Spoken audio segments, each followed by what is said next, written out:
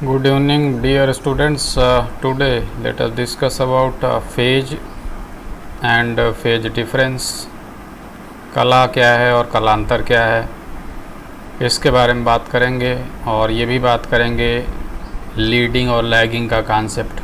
What is leading and what is lagging, अग्रगामी क्या है, पश्चगामी क्या है, इसके बारे में बात करेंगे इस वीडियो में।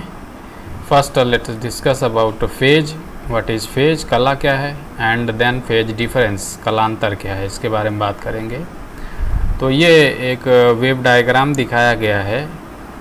इस वेव डायग्राम में ये एक्सिस आपको मालूम होता है, इसको मालूम है, ये ओमेगा टी एक्सिस होता है, इसको थीटा एक्सिस भी बोलते हैं। और ये यहाँ से यहाँ तक from this reference point two this, इसको एक आवर्तकाल भी कहते हैं। This is one time period. ये टी, कैपिटल टी भी बोलते हैं, आवर्तकाल। इसको यहाँ से यहाँ तक एक साइकिल भी बोलते हैं। ये वेव डायग्राम दिखाया गया है, वोल्टेज भी है इसमें।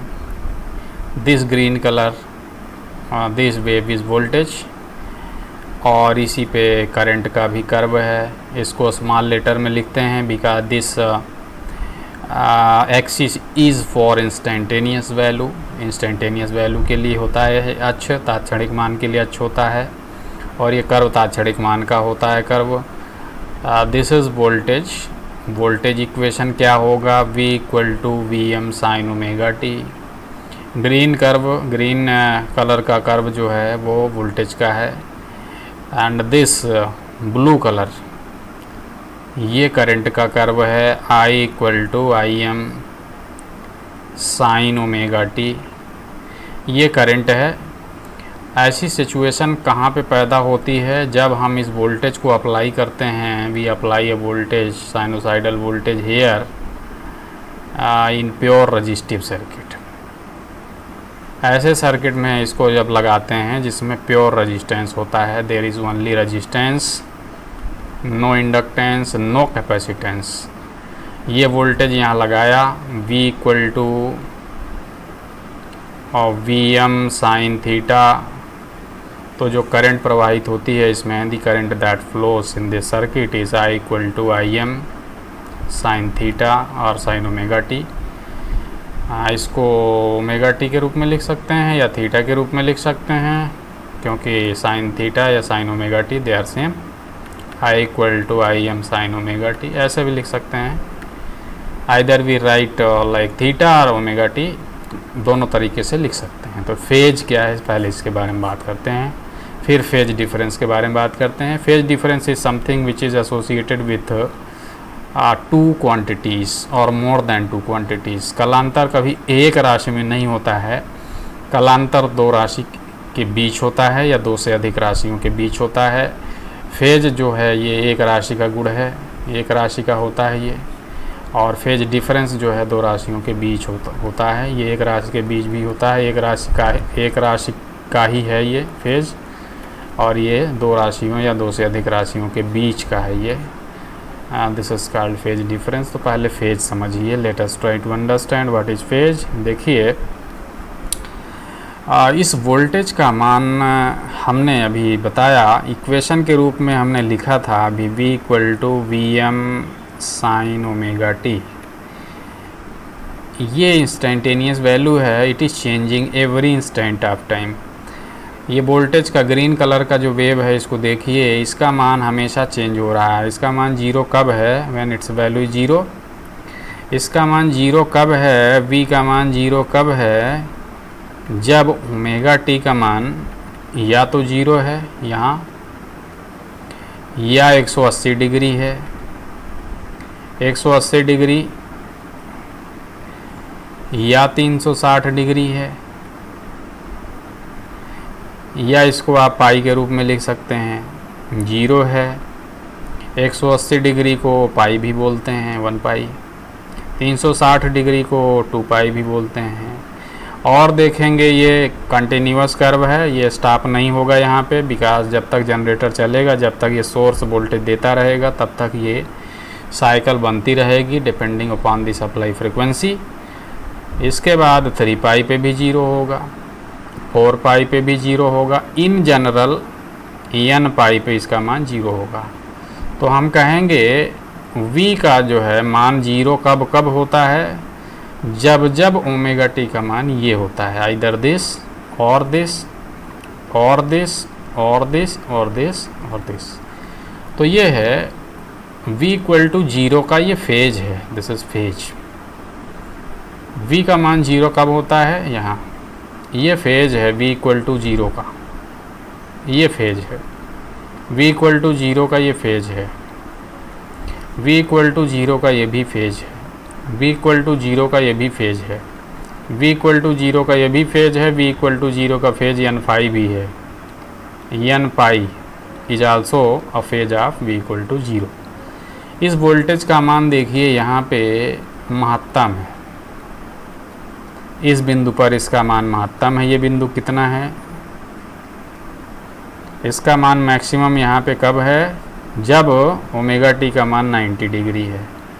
सो v इक्वल टू Vm इसको कहते हैं, पॉजिटिव Vm प्लस Vm,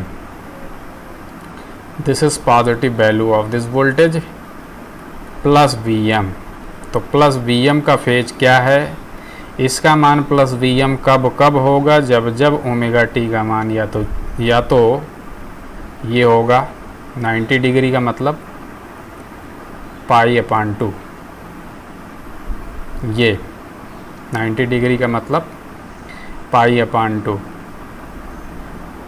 और या यहाँ के बाद अगला जब ये पॉजिटिव हाफ साइकिल कब आएगा, अगला ये 2 पाई है तो अगला कब आएगा 5π/2 पे, 5π/2 पे फिर से प्लस Vm आएगा। उसके बाद 9π/2 पे फिर से आएगा प्लस Vm, फिर 13π/2 पे फिर से आएगा प्लस Vm। इस तरह से ये Vm का प्लस Vm का फेज क्या है, प्लस Vm का फेज है ये π/2, this is the phase of plus Vm।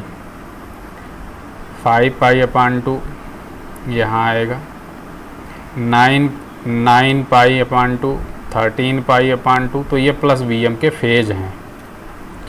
इसी प्रकार से इसका मान यहाँ देखिए, यहाँ पे दिस, ये पॉइंट देखिए, यहाँ पे इसका मान है -Vm। पॉजिटिव साइड में जो वैल्यू था प्लस Vm बोलते थे उसको मैक्सिमम वैल्यू को, निगेटिव साइड में जो मैक्सिमम वैल्यू है उसको -Vm बोलेंगे, -Vm। तो इसका मान -Vm कब है, ये पाई है, ये 2 पाई है, तो इसका मान -Vm कब है, जब ओमेगा टी का मान 3π/2 है, 3π/2। सो -Vm का फेज क्या है, what is the phase of -Vm। तो v का मान -Vm कब कब होता है, जब जब ओमेगा टी का मान 3π/2 हो, 3π/2, 7π/2 हो, 11π/2 हो, 15π/2 हो। So these R phase of -Vm। -Vm का फेज क्या है, ये -Vm का फेज क्या है, ये -Vm का फेज क्या है, ये भी है -Vm का फेज क्या है, ये भी है। तो ये फेज है, 0 का फेज ये Vm का फेज ये, और वहाँ पे आएगा फिर 5π/2 पे, फिर 9π/2 पे आएगा, फिर 13π/2 पे आएगा। -Vm का फेज क्या है, 3π/2, 7π/2, 11π/2, 15π/2। तो ये फेज है। तो फेज की डेफिनीशन इस प्रकार से दे सकते हैं, किसी निश्चित मान को प्राप्त करने के लिए प्रत्यावर्ती राशि आधार अक्ष पे जो उसकी अवस्था होती है उसी को हम लोग कला बोलते हैं। A phase of any alternating quantity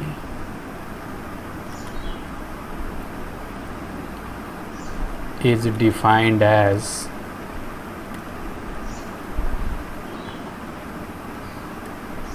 fractional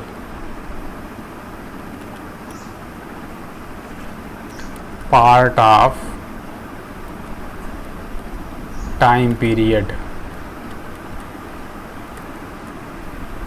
fractional part of time period का मतलब है ये t है तो ये कितना होगा, t/4 भी कह सकते हैं।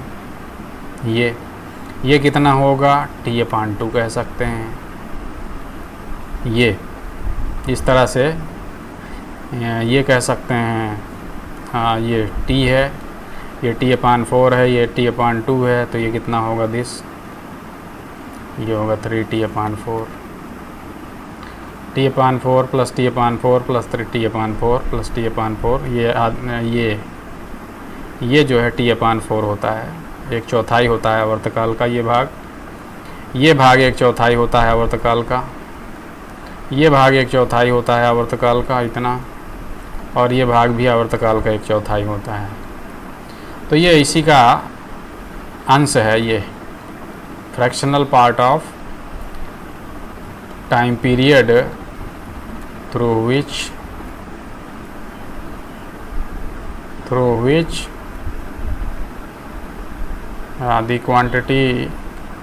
the quantity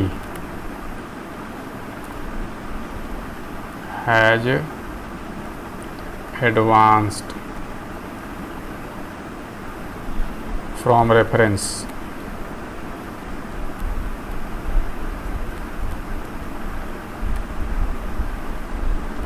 in order to get certain value, in order to get certain value।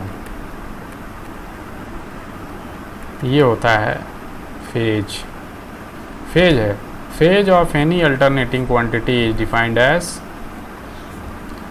fractional part of time period through which the quantity has advanced from reference in order to get certain value। ये आधार अक्ष पे किसी निश्चित मान को प्राप्त करने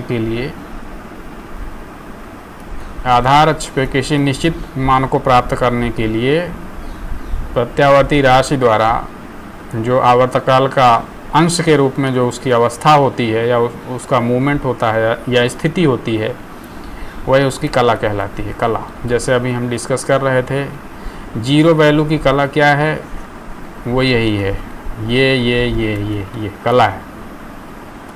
जब ओमेगा टी का मान ये होगा, इस राशि का मान 0 होगा, तो यही इसकी कला है जीरो वैल्यू की। जब ओमेगा टी का मान π/2, 5π/2, 9π/2, 13π/2 होगा, तब इस राशि का मान होगा +Bm। तो ये कला है इसकी। जब इस प्रत्यावर्ती राशि ओमेगा टी का मान ये होगा 3π/2, 7π/2, 11π/2, 15π/2, तब इसका मान -Bm होगा। तो यही इसका फेज है, यही इसकी कला है। तो ये आवर्तकाल के अंश के रूप में इसकी जो अवस्था होती है यहाँ पे आधार अक्ष पे, ये आधार अक्ष है, इस अक्ष पे इसकी अवस्था जो है, इस निश्चित मान को प्राप्त करने के लिए जो इसकी अवस्था होती है वही इसका फेज है। फॉर एग्जांपल ये कोई वैल्यू है, ये मान लीजिए V1, तो ये V1 जब आएगा तो यही इसकी कला है। ये कोई वैल्यू है V2, तो V2 का मान प्राप्त करने के लिए आधार अक्ष पे जो इसकी अवस्था है ये इसकी कला है। ये कोई मान है V3, तो V3 का मान कब आएगा, वही इसकी कला है। ये कोई मान है वोल्टेज का V4, तो V4 का मान कब आएगा, ये आवर्तकाल के अंश के रूप में, ये सभी अंश हैं आवर्तकाल के, ये बिंदु आवर्तकाल का अंश है, ये बिंदु आवर्तकाल का अंश है, ये भी आवर्तकाल का अंश है। ये V4 मान कब आएगा, इस आवर्तकाल के इस अंश पे या एंगल के इस अंश पे। तो यही इसकी कला है, इस मान के लिए इसकी कला ये है। ये V5, इसका मान कब आता है, यहाँ पे, तो यही इसकी कला है। तो ये कला बहुत इम्पॉर्टेंट है, और कला जो होता है एक राशि का होता है, ये गुण है। ये वोल्टेज की कला ये है। इसी तरह से अगर करंट की आप कला देखेंगे, ये जो ब्लू कलर का कर्व है, इस वोल्टेज को अगर जिस वोल्टेज की कला भी हम देख रहे थे, अगर इस वोल्टेज को यहाँ अप्लाई कर दें V equal to V M sine omega t, यहाँ लगा दें इसको, तो ये इसमें करंट प्रवाहित करेगा इस सर्किट में। कैसी करंट प्रवाहित करेगा? किसी समय जो करंट होगी, इंस्टेंटेनियस वैल्यू ऑफ करंट, वो होगी उस समय वोल्टेज अपान आर, और किसी समय वोल्टेज कितना होगा? वो होगा V M sine omega t. तो V की जगह V M sine omega t upon R ये रख दिया। तो ये करंट का मान इस प्रकार से चेंज होगा। तो जैसे इसका वेव शेप है वोल्टेज का जैसा, वैसा ही वेव शेप इसका भी होगा। तो इसका कर्व देखिए ड्रा किया गया है। अब यहाँ पे देखिए I का मान 0 कब कब होता है? I का मान 0 कब होता है? जब जब ओमेगा टी का मान 0 है, पाई है, 2 पाई है, 3 पाई है। देखिए यहाँ सी दिस ब्लू कलर, ये कर्व देखिए ब्लू कलर वाला जो करंट का कर्व है, इसका मान 0 कब है? यहाँ पे। फिर कहाँ है? यहाँ। फिर कहाँ है? यहाँ। यानी इसका मान 0 तब है जब वोल्टेज का मान 0 है। तो वही इसकी कला है जो वोल्टेज की कला है। V equal to 0 then I equal to 0। यहाँ पे V इक्वल टू 0 भी है। V इक्वल टू 0 कब कब है? जब जब ओमेगा टी का मान ये है 0, पाई, 2 पाई, 3 पाई। सो V इक्वल टू 0 का भी फेज यही है, I इक्वल टू 0 का भी फेज है, सेम है फेज। देखिए 0 मान दोनों साथ पा रहे हैं, यहाँ 0 साथ, यहाँ 0 साथ, यहाँ 0 साथ। Similarly V equal to V M का जो फेज है प्लस, वही फेज है I equal to I M का फेज प्लस। ये अपने मैक्सिमम वैल्यू पे तब जाता है जब करंट अपने मैक्सिमम वैल्यू पे जाती है। दोनों साथ साथ जाते हैं क्योंकि दोनों की फ्रिक्वेंसी देखिए सेम है। इसकी फ्रिक्वेंसी जो है वही फ्रिक्वेंसी इसकी है, और दोनों का फेज भी सेम है। तो इसका फेज कितना है प्लस बी एम का? When omega T equal to pi upon 2, 5 pi upon 2, 9 pi upon 2, 13 pi upon 2। यही फेज इसका भी है, यही फेज इसका भी है। मैक्सिमम वैल्यू साथ साथ प्राप्त करेंगे। They get maximum value at the same time, साथ साथ पॉजिटिव मैक्सिमम वैल्यू दोनों का साथ जा रहा है। इसी प्रकार से माइनस बी एम का फेज कितना है? वही फेज है माइनस आई एम का भी फेज सेम है। क्या है फेज? देखिए माइनस बी एम का, माइनस बी एम तब हो रहा है इसका मान जब ओमेगा टी का मान है 3 पाई अपान 2, 7 पाई अपान 2, अथवा 11 पाई अपान 2, अथवा 15 पाई upon 2। So minus B M का फेज और माइनस आई एम का फेज ये सेम है, सेम फेज। तो दो प्रत्यावर्ती राशियों में अगर फेज सेम होता है तो उनके फेज डिफरेंस जो होता है वो 0 होता है। Phase difference is 0। यहाँ फेज डिफरेंस कितना है? कलांतर 0 फेज डिफरेंस है, 0, कोई कलांतर नहीं है इनके बीच में। तो दो प्रत्यावर्ती राशियों के बीच में कलांतर नहीं होता है, या कलांतर 0 होता है यदि 0 मान वो साथ साथ प्राप्त करते हैं। देखिए 0 मान साथ साथ प्राप्त करते हैं, 0 वैल्यू का फेज सेम है। ये मैक्सिमम मान साथ साथ प्राप्त करते हैं, मैक्सिमम वैल्यू का फेज देखिए सेम है, ये है। निगेटिव डायरेक्शन में मैक्सिमम वैल्यू साथ साथ प्राप्त करते हैं, ये माइनस बी एम है, ये माइनस आई एम है। दोनों मैक्सिमम वैल्यू निगेटिव डायरेक्शन में भी साथ साथ प्राप्त करते हैं यहाँ पे। तो ऐसी राशियों को कहते हैं सेम फेज में, they are in same phase. Same phase का मतलब है दोनों के फेज समान हैं। दोनों के फेज समान हैं तो इसका मतलब दोनों के बीच में फेज डिफरेंस 0 है।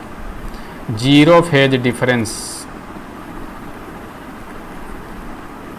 और ये जीरो फेज डिफरेंस हमेशा बना रहेगा। ये हमेशा जीरो फेज डिफरेंस क्यों बना रहेगा?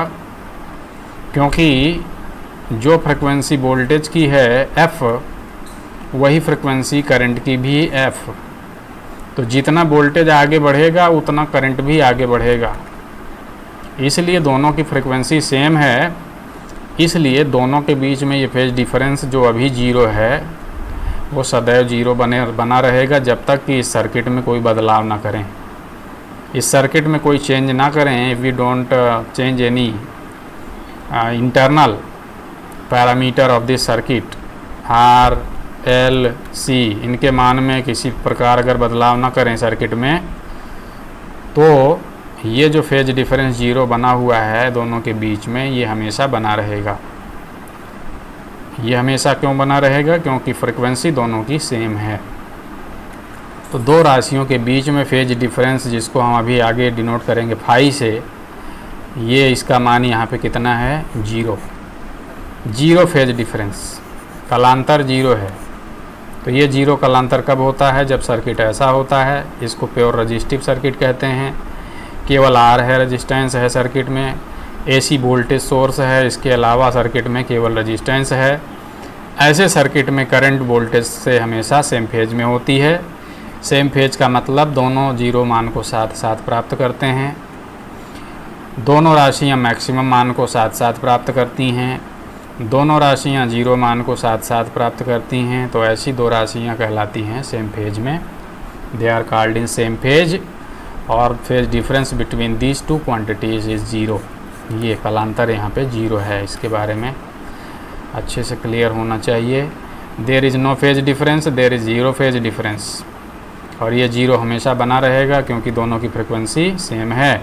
जितना वोल्टेज आगे बढ़ेगा उतना करंट भी आगे बढ़ेगा।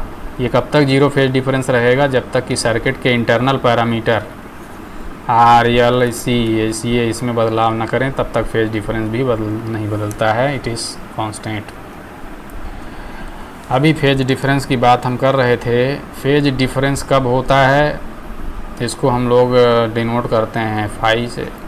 फेज डिफरेंस को हम लोग फाई से डिनोट करते हैं। इसको समझिए फिर से, फेज डिफरेंस क्या है? ये ओमेगा टी है, इसको थीटा भी लिखते हैं। यहाँ पे वोल्टेज का कर्व दिया गया है, ये रेड कलर का। ये है equation V equal to Vm sine omega t.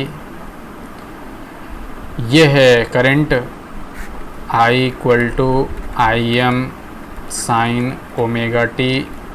यहाँ माइनस फाई है। अभी हम जो डिस्कस कर रहे थे उसमें I equal to Im sine omega t था। यहाँ पे इसको अगर और पीछे ले जाएंगे करंट के कर्व को, then it takes shape like this. ऐसा शेप लेता है ये जो फाई है, ये एंगल, इसी को कहते हैं कलांतर, फेज डिफरेंस। तो फेज डिफरेंस को फिर से हम डिस्कस कर ले रहे हैं। क्या है ये? इसका देखिए यहाँ पे फेज डिफरेंस पहचानने का तरीका क्या है। वोल्टेज ने जीरो वैल्यू को यहाँ प्राप्त किया। दिस वोल्टेज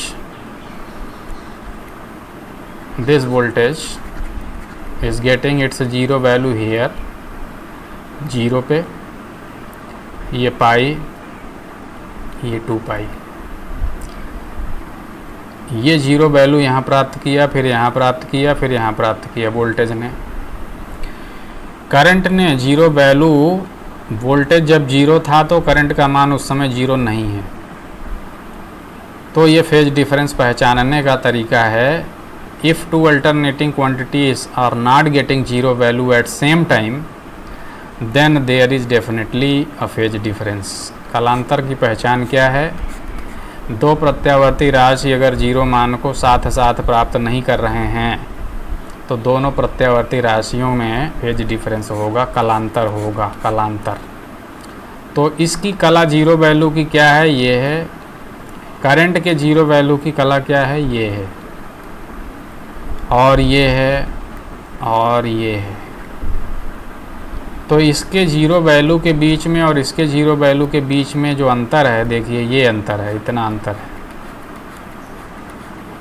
इसके जीरो वैल्यू को यहाँ इसने प्राप्त किया, इसने करंट ने जीरो वैल्यू को यहाँ प्राप्त किया। तो मैक्सिमम वैल्यू जो पाएगा वोल्टेज कहाँ प्राप्त करेगा, यहाँ पे। Voltage gets its maximum value here, यहाँ प्राप्त करेगा। Current gets its maximum value somewhere here. तो मैक्सिमम वैल्यू पाने का भी अंतर हो जाएगा। जीरो वैल्यू पाने का अगर अंतर है तो मैक्सिमम वैल्यू पाने में भी अंतर हो जाएगा। उतना ही अंतर हो जाएगा जितना जीरो वैल्यू में है। इतना अंतर जीरो वैल्यू में है, उतना ही अंतर मैक्सिमम वैल्यू प्राप्त करने में भी हो जाएगा, और उतना ही अंतर निगेटिव डायरेक्शन में मैक्सिमम वैल्यू प्राप्त करने में भी हो जाएगा। सेम, उतना ही difference, same. This is minus B M, this is minus I M. तो ये अंतर जो होता है, इसी को अंतर को कहते हैं कलांतर, फेज डिफरेंस। फेज डिफरेंस, तो फेज डिफरेंस कैसे कैलकुलेट करते हैं, या तो जीरो मान के बीच में अंतर का, या मैक्सिमम मान प्राप्त करने में जो अंतर है वो ले लीजिए, या नेगेटिव डायरेक्शन में मैक्सिमम मान प्राप्त करने में जो अंतर है वो ले लीजिए। So this is phase difference. तो फेज डिफरेंस कैसे डिफाइन कर सकते हैं, it is defined as, it is defined as difference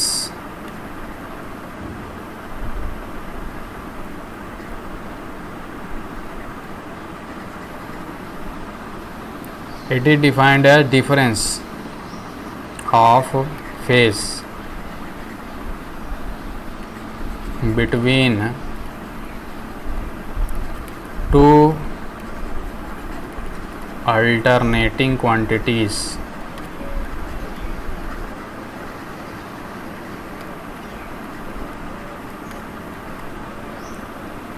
दो प्रत्यावर्ती राशि के कला का अंतर, difference of phase between two alternating quantities. कला का अंतर कलांतर कहलाता है। दो प्रत्यावर्ती राशि के कला का अंतर, उनके बीच कलांतर कहलाता है। तो कलांतर पहचानने के लिए या प्राप्त करने के लिए क्या करते हैं, जीरो वैल्यू प्राप्त करने के बीच में जो अंतर होगा वही कलांतर होगा। फॉर एग्जांपल हेयर, कलांतर कितना है, 5। और कलांतर मैक्सिमम वैल्यू के बीच भी अंतर होता है, वो भी कलांतर है। निगेटिव डायरेक्शन में मैक्सिमम वैल्यू के बीच जो अंतर होता है वो भी कलांतर होता है। लेकिन it is very easy and convenient to find phase difference from zero value. Zero value को प्राप्त करने के बीच में जो अंतर होता है उससे नापने में बड़ा आसान होता है कलांतर। तो ये है कलांतर। वोल्टेज ने जीरो वैल्यू यहाँ प्राप्त किया, करंट ने यहाँ, उसके बीच जो अंतर होगा वही कलांतर होगा। शर्त यह है कि जीरो वैल्यू के बाद में दोनों का मान बढ़ना चाहिए। देखिए बढ़ रहा है वोल्टेज, वोल्टेज राइज, करंट भी राइज, तो जीरो जो है देखिए, तो जो अंतर होगा वो कलांतर होगा। ऐसा नहीं ले सकते हैं, ये और ये नहीं ले सकते हैं कि वोल्टेज राइज कर रहा है, करंट डिक्रीज़ कर रहा है, करंट निगेटिव में राइज कर रहा है, तो ये कलांतर नहीं हो सकता है। इसको कलांतर नहीं ले सकते हैं। It can not be phi. Voltage rise, current rise, zero के बीच जो अंतर होगा वो कलांतर होगा। या दूसरा, वोल्टेज निगेटिव में राइज हो रहा है, करंट भी निगेटिव में राइज हो रहा है, तो ये भी फाई होगा। This is also phi. ये भी कलांतर ले सकते हैं। तो कलांतर पहचानने का तरीका है, जीरो के बीच में जो अंतर है वही कलांतर है। फ़र्क ये है कि जीरो के बाद में दोनों राइज होने चाहिए या दोनों डिक्रीज होने चाहिए। दोनों का मान देखिए, इधर निगेटिव में जा रहा है, डिक्रीज हो रहा है, या निगेटिव में राइज हो रहा है, दोनों का। ये कलांतर ले सकते हैं। You can take this phase difference. या यहाँ ये देखिए, ये फाई ले सकते हैं, जीरो के बाद दोनों राइज हो रहे हैं, ये फाई ले सकते हैं। लेकिन ये फाई नहीं ले सकते हैं कि वोल्टेज राइज कर रहा है और करंट डिक्रीज़ कर रहा है, ये कलांतर ले लें, नो। या करंट जो है राइज कर रही है ये और वोल्टेज जो है डिक्रीज़ हो रहा है, ये इसको कलांतर ले लें, phi, no, this is also wrong. तो ये फाई नहीं ले सकते हैं। फाई किसको ले सकते हैं, जीरो के बाद में दोनों राइज हो रहे हैं अगर, तो वो ले सकते हैं फाई, दिस इज़ फाई। या जीरो के बाद में दोनों डिक्रीज हो रहे हैं तो फाई ले सकते हैं। तो ये इस तरह से फेज डिफरेंस पहचानने का ये तरीका है। तो जीरो वैल्यू के बीच में अंतर है वो कलांतर है, ये इसको ऐसे डिफाइन कर सकते हैं। The difference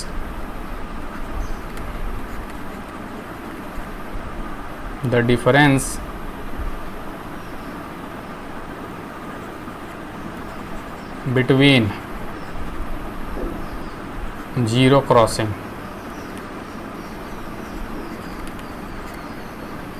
between two alternating quantities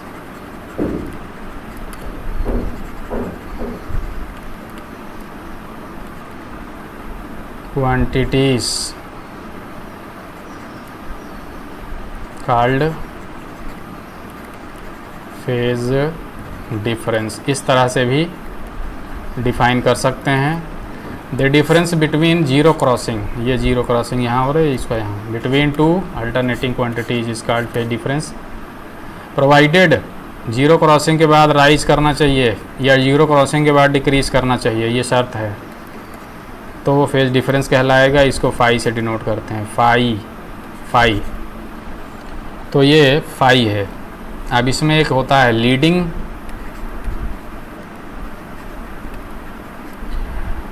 तो लीडिंग कौन होता है? जो लीड करता है, लीड मतलब आगे। इसमें आगे कौन है?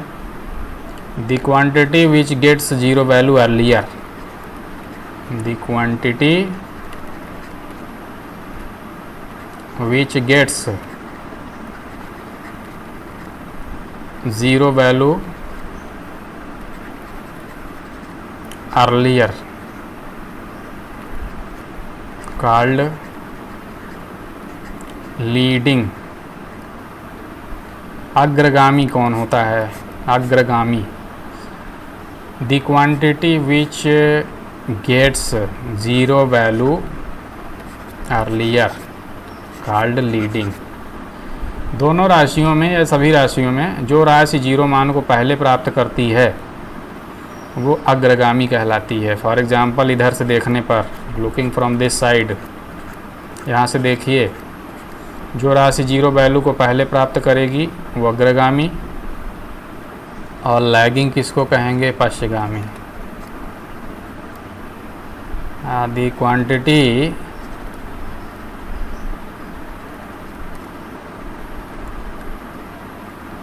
which gets zero value later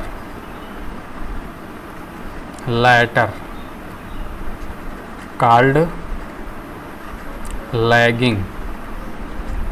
पश्चगामी कौन है? the quantity which gets zero value later मतलब बाद में, called लैगिंग। तो पश्चगामी कौन है? जो प्रत्यावर्ती राशि जीरो मान को बाद में प्राप्त करेगी वो पश्चगामी कहलाएगी। तो यहाँ पे कौन पश्चगामी है? करंट को कहेंगे लैगिंग। पश्चगामी क्यों है? क्योंकि यहाँ से देखने पर जीरो वैल्यू को पहले वोल्टेज ने प्राप्त किया, इसीलिए वोल्टेज जो है वो लीडिंग है। Voltage is leading. वोल्टेज अग्रगामी, जीरो वैल्यू को करंट ने बाद में प्राप्त किया, इसीलिए करंट जो है वो पश्चगामी है, लैगिंग। तो लीडिंग और लैगिंग का कॉन्सेप्ट आपको यहाँ से बहुत अच्छे से क्लियर होना चाहिए। लीडिंग मतलब the quantity which gets zero value earlier called leading. तो जो प्रत्यावर्ती राशि जीरो मान को पहले प्राप्त करेगी, जैसे कि वोल्टेज, वो अग्रगामी कहलाएगा। अग्रगामी यहाँ कौन है? वोल्टेज है। Lagging, the quantity which gets zero value later is called lagging. जो राशि जीरो मान को बाद में प्राप्त करेगी, देखिए जीरो मान कैसे देखते हैं, जीरो मान प्राप्त करने के बाद राइजिंग होना चाहिए। तो जो पहले प्राप्त करेगा लीडिंग, जो बाद में प्राप्त करेगा लैगिंग। ये पश्चगामी, ये अग्रगामी।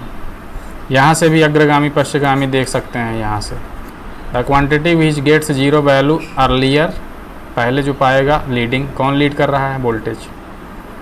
जीरो के बाद दोनों डिक्रीज हो रहे हैं, इसलिए इसको भी ले सकते हैं।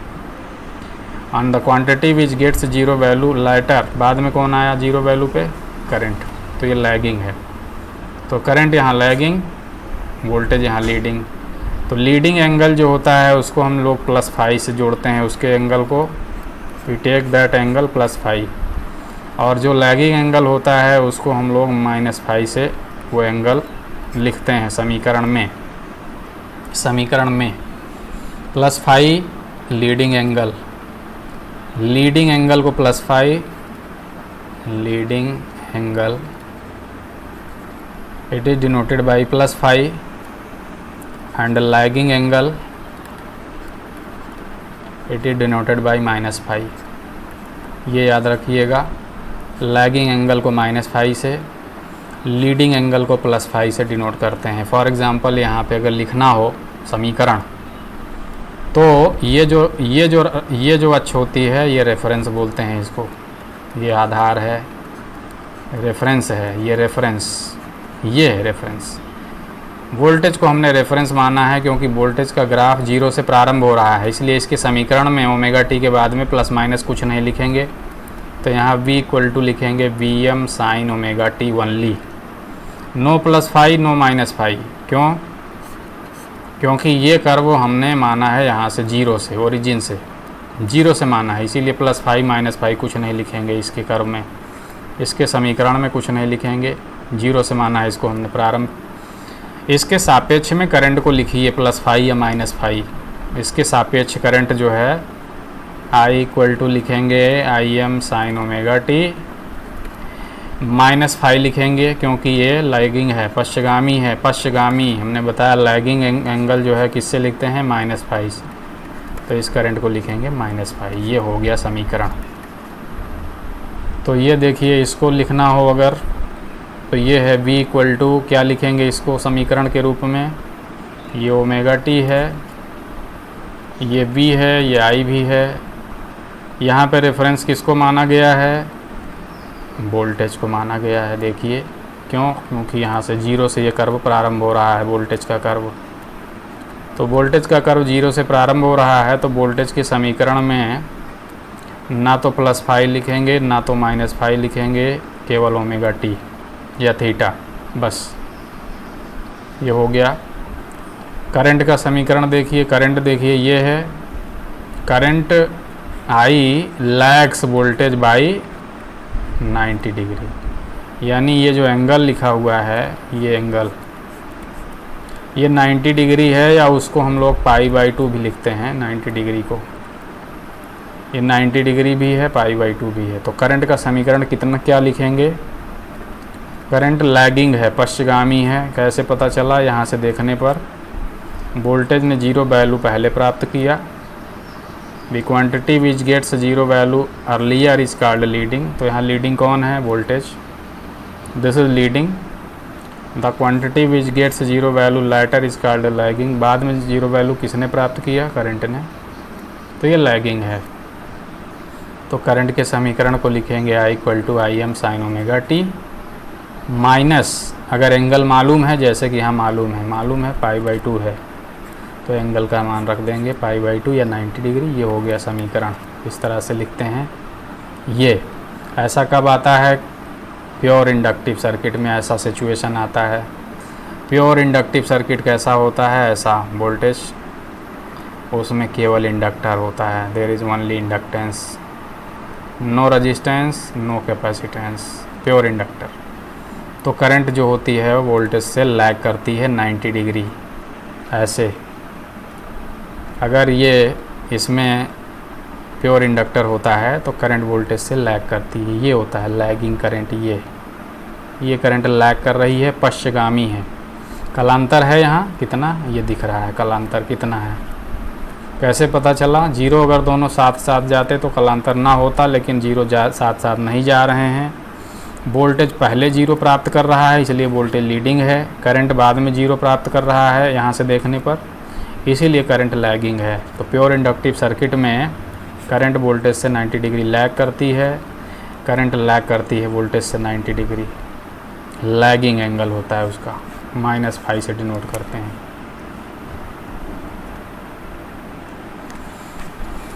तो फेज डिफरेंस अभी हम और डिस्कस करेंगे, इसको फाई से डिनोट करते हैं। यहाँ देखिए दिस इज़ ओमेगा टी। यहाँ पे किसको रेफरेंस माना गया है, देखिए ये this is current and this is voltage. ये है, ये एंगल लिखा गया है माइनस थीटा लिखा गया है। इसका मतलब वोल्टेज जो है वो करंट से लैग कर रहा है, पश्चगामी है। कौन पश्चगामी है, वोल्टेज। किससे, करंट से। तो करंट का समीकरण यहाँ लिखेंगे तो क्या लिखेंगे, I equal to IM sine omega t लिखेंगे। 0 प्लस माइनस फाई कुछ नहीं लिखा है, ऐसा क्यों, क्योंकि ये दिख रहा है कि ये रेफरेंस से करंट प्रारंभ हुआ है, जीरो वैल्यू से इसका क्या करो प्रारंभ हुआ है यहाँ से, इसीलिए इसमें ओमेगा टी के बाद में कुछ नहीं लिखेंगे, ना प्लस फाई ना माइनस फाई। अगर नहीं लिखा है प्लस फाई माइनस फाई तो इसका मतलब वो कर्व प्रारंभ हो रहा है 0 से, रेफरेंस से, उसको रेफरेंस माना गया है। इसके सापेक्ष में वोल्टेज क्या है, लैगिंग है, पश्चगामी है। कैसे पता चला, यहाँ देखने से the quantity which gets 0 value earlier current वो लीडिंग होता है, this is leading, and the quantity which gets 0 value later वो लैगिंग कहलाता है। ये लैगिंग है यहाँ पे। तो वोल्टेज लैग कर रहा है कितना एंगल से, माइनस थीटा एंगल से। तो वोल्टेज का समीकरण कैसे लिखेंगे, V equal to VM sine omega t, minus क्यों लिया, क्योंकि ये लैगिंग एंगल है, पश्चगामी एंगल, माइनस थीटा। ये हो गया समीकरण के रूप में हमने इसको लिख दिया, ये हो गया। इस तरह से लिखते हैं इसको। देखिए इसको लिखिए समीकरण के रूप में। ये रेफरेंस लाइन है, इस लाइन को गौर से देखिए। यहाँ जिसका 0 मान होगा उसका समीकरण पहले लिखेंगे। किसका मान यहाँ 0 है, यहाँ पे 0 है वोल्टेज का मान। तो ना ये लीडिंग है ना लैगिंग है, ये रेफरेंस है, इसलिए वोल्टेज का समीकरण में रेफरेंस लिखेंगे। V equal to VM sine omega t. Plus phi minus phi क्यों नहीं लिखा है, क्योंकि ये कर्व 0 से प्रारंभ हो रहा है। This curve starts from 0 value, so it is taken as reference curve. ये रेफरेंस ले लिया, रेफरेंस, ये हो गया। करंट का देखिए कर्व, ये 0 वैल्यू साथ साथ जाता तो सेम फेज में होता, फेज डिफरेंस 0 होता, लेकिन ऐसा नहीं है। करंट का कर्व देखिए, यहाँ से देखने पर 0 वैल्यू को पहले किसने प्राप्त किया, वोल्टेज ने। सो वोल्टेज इज लीडिंग, अग्रगामी है। 0 वैल्यू को किसने बाद में प्राप्त किया, करंट ने। तो करंट जो है लैगिंग है, लैगिंग, पश्चगामी। तो ये जितना एंगल से लैगिंग है, कितना एंगल से लैगिंग है, ये थीटा एंगल से, तो इसको उतना एंगल से माइनस कर देंगे। तो करंट का समीकरण लिखेंगे I equal to IM sine omega t minus theta. Minus theta क्यों लिखा, क्योंकि इतना एंगल से ये पश्चगामी है, लैगिंग एंगल को माइनस लिखते हैं और लीडिंग एंगल को प्लस लिखते हैं। ये हम आपको पहले ही बता चुके हैं। ये हो गया, समीकरण के रूप में लिख दिया इसको। अब ये समीकरण लिखा हो तो आप वेव डायग्राम ड्रा कर सकते हैं। कैसे, जिसमें ओमेगा टी के बाद में प्लस माइनस कुछ नहीं लिखा है, वो समीकरण को पहले आप रेफरेंस से स्टार्ट करिए, उसका वेव डायग्राम बनाइए रेफरेंस से, 0 से। जैसे ये करंट का बन गया, this is I। Voltage lag कर रहा है, पश्चगामी है माइनस थीटा एंगल से, तो थीटा एंगल से उसको लैग करा दीजिए वोल्टेज को। तो वोल्टेज का जो समीकरण, वोल्टेज का वेव डायग्राम होगा वो ऐसा होगा।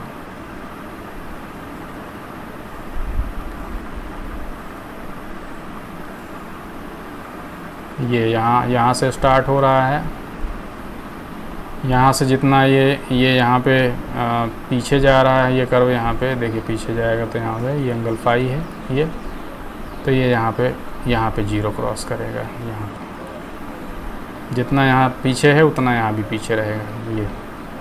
उसके बाद फिर ये यहाँ भी फाई होगा, ये भी फाई होगा। उसके बाद फिर यहाँ पे फाई होगा। तो ये वोल्टेज है V equal to VM sine omega t minus theta. ये है I, दिस इज V, ये है I equal to IM sine omega t. ये एंगल है थीटा। ये वेव डायग्राम, इसी का वेव डायग्राम है ये। इसको भी आप इक्वेशन से वेव डायग्राम बना सकते हैं। इसको लिखिए, ये 90 degree volt current Leeds the voltage by 90 degree. यहाँ पे लीडिंग कौन है, यहाँ से देखिए इधर से, the quantity which gets zero value earlier is called leading. कौन लीड कर रहा है, करंट, करंट लीड कर रहा है। The quantity which gets zero value later, कौन बाद में प्राप्त कर रहा है, वोल्टेज। तो ये लैगिंग है दोस्तों, लैगिंग। लीडिंग कौन है, ये करंट, करंट इज लीडिंग, अग्रगामी है करंट। समीकरण लिखिए। तो समीकरण लिखने में ध्यान रखते हैं कि जो क्वांटिटी जीरो से प्राप्त करती है वैल्यू को, पहले जीरो वैल्यू से जो स्टार्ट होती है, कौन स्टार्ट हो रहा है जीरो वैल्यू को, जीरो वैल्यू से कौन स्टार्ट हो रहा है, वोल्टेज। तो उसके समीकरण को लिखते समय Vm साइन ओमेगा टी, बस नो फाई, नाइदर प्लस नार माइनस, बस साइन ओमेगा टी लिखेंगे। ये हो गया वोल्टेज। यहाँ प्लस माइनस क्यों नहीं लिखा, क्योंकि ये यहाँ से स्टार्ट हुआ है। करंट का लिखिए, I equal to I m sine omega t. इसका एंगल लीडिंग होगा क्योंकि ये लीड कर रहा है करंट, तो इसको लिखेंगे प्लस पाई अपॉन 2। ये पाई अपॉन 2 से लीड कर रहा है ये करंट। वोल्टेज करंट के बीच का अंतर कितना है, पाई अपॉन 2, और ये करंट लीड कर रहा है, इसीलिए इसमें लिखेंगे प्लस पाई अपॉन 2। ये हो गया। ऐसा कहाँ पाया जाता है सिचुएशन, प्योर कैपेसिटिव सर्किट में, where circuit is pure capacitive. This no resistance no inductance, current lead करता है वोल्टेज से, 90 डिग्री से लीड करता है एग्जैक्टली। अब ये 90 डिग्री से हमेशा लीड करेगा, क्यों, क्योंकि इसकी फ्रिक्वेंसी एफ है, इसकी भी फ्रिक्वेंसी एफ है। जितना ये यहाँ आगे चल रहा है करंट, उतना आगे हमेशा चलेगा जब तक जनरेटर या सर्किट रहेगा। जब तक कि हम इसके सर्किट के पैरामीटर में हम चेंज नहीं करेंगे, तब तक ये हमेशा लीडिंग रहेगा, करंट हमेशा लीड करेगा। क्यों लीड करेगा, क्योंकि दोनों की फ्रिक्वेंसी सेम है। जितना करंट अभी लीड कर रहा है, इतना हमेशा लीड करेगा, सेम। ये एंगल फाई है, तो ये एंगल भी फाई होगा, पाई अपॉन 2। फिर ये एंगल भी ये बना रहेगा हमेशा, पाई अपॉन 2 का phase difference same, this is pi upon 2। तो फेज डिफरेंस में लीडिंग और लैगिंग आपको क्लियर हो गया होगा अच्छे से, what is leading and what is lagging. देखिए कभी कभी क्या होता है कि रेफरेंस पे एक भी नहीं होते हैं, ना वोल्टेज रेफरेंस पे होता है ना करंट। देखिए यहाँ इस समय इसको देखिए गौर से, इसका इक्वेशन लिखना होगा तो कैसे लिखेंगे। इसका इक्वेशन लिखना होगा तो ना तो वोल्टेज में रेफरेंस रहेगा ना करंट में। ये वोल्टेज है, दिस इज V, ये करंट है, दिस इज I। यहाँ लीड कौन कर रहा है, आपको यहाँ से देखना चाहिए, look from this side. The quantity which gets zero value earlier, कौन पहले प्राप्त कर रहा है, करंट। तो ये क्या है, leading. The quantity which gets zero value later, zero बाद में किसने प्राप्त किया, वोल्टेज ने। तो वोल्टेज क्या है, लैगिंग। तो इसके एंगल को माइनस में लिखेंगे और इसके एंगल को प्लस फाई में लिखेंगे। तो लिखिए समीकरण, कैसे लिखेंगे, यहाँ लिखिएगा V equal to Vm sine omega t. इसका समीकरण में माइनस फाई लिखेंगे क्योंकि लैग कर रहा है। कितना एंगल, एंगल देख लीजिए कितना है, रेफरेंस से 20 डिग्री है, 20 डिग्री, 20 डिग्री। तो यहाँ लिख दें माइनस फाई माइनस 20 डिग्री। ये हो गया समीकरण। रेफरेंस के सापेक्ष में 20 डिग्री से ये लैग कर रहा है, रेफरेंस के सापेक्ष में। ये रेफरेंस है, ये इसके सापेक्ष में। करंट देखिए रेफरेंस के सापेक्ष में 60 डिग्री लीड कर रहा है, रेफरेंस के सापेक्ष में। तो करंट का समीकरण लिख दीजिए, I equal to I m sine omega t plus leading angle है ये, इसलिए इसको लिखेंगे प्लस 60 डिग्री। ये हो गया, ये 60 डिग्री रेफरेंस से लीड कर रहा है और ये 20 डिग्री रेफरेंस से लैग कर रहा है। तो टोटल डिफरेंस दोनों के बीच में कितना है, 80 डिग्री का फेज डिफरेंस है दोनों के बीच में। कालांतर कितना है, दोनों के बीच का अंतर है 80 डिग्री, जीरो जाने के बीच अंतर ये 0 यहाँ गया, ये 0 यहाँ गया, तो अंतर कितना है कुल 60 + 20 60 + 20 80 डिग्री। तो ये होता है फेज डिफरेंस लीडिंग और लैगिंग। तो जब कोई लीड लैग नहीं करता है, जैसे कि ये V = Vm sin omega t, I = Im sin omega t, ये इसमें ना वोल्टेज लीड कर रहा है ना करंट, यहाँ पे फाई का मान कितना है 0। इसका वेव डायग्राम बनाते हैं आप, तो ये V I सेम दोनों 0 वैल्यू साथ जाएंगे, मैक्सिमम साथ जाएंगे, मिनिमम साथ जाएंगे 10। ये ओमेगा टी है, ये इसका है वेव डायग्राम। यहाँ फेज डिफरेंस 0, यहाँ फेज डिफरेंस है, देयर इज़ फेज डिफरेंस। तो फेज डिफरेंस कालांतर, phase difference is very important, it is denoted by phi. Leading क्या होता है, लैगिंग क्या होता है, ये बातें हम डिस्कस कर लिए हैं। लीडिंग एंगल को +φ, लैगिंग एंगल को -φ से लिखते हैं। रेफरेंस से जो स्टार्ट होता है कर्व, उसमें ना +φ लिखते हैं ना -φ लिखते हैं। यहाँ पे दोनों में से कोई भी कर्व रेफरेंस से स्टार्ट नहीं हुआ है, तो रेफरेंस के सापेक्ष में कौन लीड कर रहा है कौन लैग कर रहा है, वो एंगल लिख के उसका समीकरण लिखते हैं। So you should know how to draw a wave diagram from equation, and you should know how to draw equation from wave diagram.